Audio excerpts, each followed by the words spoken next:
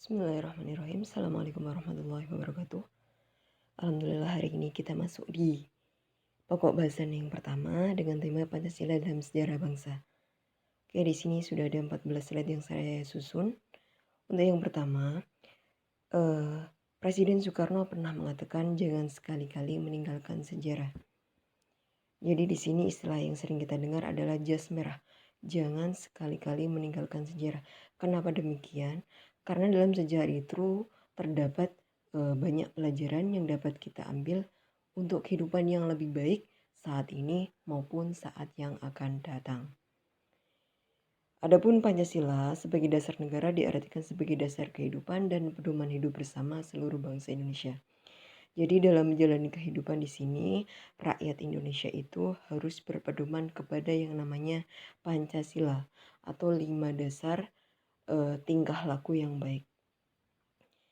Nah, di sini pada sidang pertama BPUPKI yang dilaksanakan dari tanggal 29 Mei sampai 1 Juni 45, di sini tampil berturut-turut 3 orang ya. Yang pertama ada Mr. Muhammad Yamin. Beliau berpidato pada tanggal 29 Mei.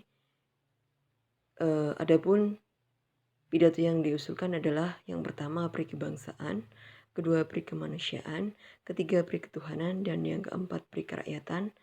Adapun yang terakhir adalah pri kesejahteraan rakyat. Oleh pertama pri kebangsaan di sini itu artinya setiap rakyat Indonesia itu harus memupuk rasa nasionalisme, cinta pada negaranya. Kemudian kedua, pri kemanusiaan itu artinya di sini harus mewujudkan rasa kemanusiaan antar sesama. Dan ketiga, pri ketuhanan ini artinya pada setiap rakyat Indonesia itu harus selalu mengingat Tuhan yang Maha Esa. Keempat, pri kerakyatan sebagai bangsa di sini harus peduli terhadap rakyat. Dan kelima, kesejahteraan rakyat ini artinya sebagai negara harus mewujudkan yang namanya kesejahteraan untuk semua rakyat. Oke, selanjutnya untuk tanggal 30 Mei tahun 45 yang tampil dalam pidatonya adalah Dr. Supomo. Dalam pidatonya di sini mengemukakan 3 teori negara. Yang pertama teori negara perseorangan, yang kedua paham negara kelas, dan yang ketiga paham negara integralistik. Untuk teori negara perseorangan ini artinya kegiatan negara ditujukan untuk kepentingan individu. Ini artinya ada pemihakan terhadap individu tertentu. Yang kedua paham negara kelas, ini artinya kelas atau golongan yang kuat ini bisa mendominasi pada kelas yang lemah. Ini juga tidak baik ya, seperti halnya teori yang pertama. Untuk yang ketiga, paham negara integralistik ini artinya seluruh rakyat Indonesia itu adalah satu kesatuan. Tidak ada pihak terhadap golongan tertentu dan tidak ada dominasi terhadap perseorangan atau individu tertentu. Adapun tanggal 1 Juni 45 di sini yang tampil dalam pidatonya adalah Insinyur Soekarno. Yaitu isinya nasionalisme, internasionalisme, mufakat, kesejahteraan sosial, dan ketuhanan yang Maha Esa. Jadi di sini pada tanggal 1 Juni 1945 Soekarno berpidato mengenai rumusan dasar negara Indonesia. Kemudian Soekarno memberikan istilah dasar negara dengan nama Pancasila. Jadi sekali lagi di sini yang dimaksud dengan dasar negara adalah Pancasila, 5 dasar dalam menjalani kehidupan berbangsa dan bernegara. Selanjutnya menurut Prof. Muhammad Yamin, Pancasila itu berasal dari bahasa Sanskerta yang terdiri dari 2 suku kata. Panca itu artinya 5 dan sila itu artinya dasar, 5 dasar.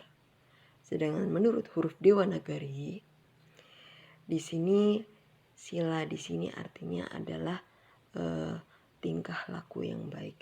Jadi 5 tingkah laku yang baik yang dijadikan sebagai dasar atau pedoman dalam menjalani kehidupan sehari-hari dan menjalani kehidupan berbangsa dan bernegara.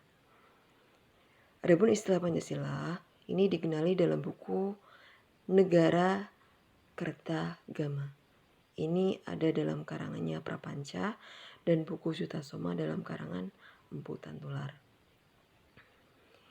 Selanjutnya Pancasila sebagai dasar negara Republik Indonesia. Jadi sebelum disahkan pada tanggal 18 Agustus 45 oleh PPKI, ternyata nilai-nilainya itu sudah dijadikan dasar dalam kehidupan sehari-hari oleh bangsa Indonesia dan dijadikan sebagai pedoman hidup. Baik nilai adat istiadat, nilai kebudayaan, ataupun nilai religius. Kemudian pada akhirnya nilai tersebut diangkat dan dirumuskan secara formal oleh para pendiri negara untuk dijadikan sebagai dasar falsafah negara, yaitu sebagai dasar nilai dan norma untuk mengatur pemerintahan sebagai penyelenggara negara. Jadi proses perumusan materi Pancasila secara formalnya ini dilakukan dalam sidang BPUPKI yang pertama. Tadi ya, tanggal 29 Mei sampai 1 Juni. Ada Muhammad Yamin, ada Supomo, dan ada Soekarno.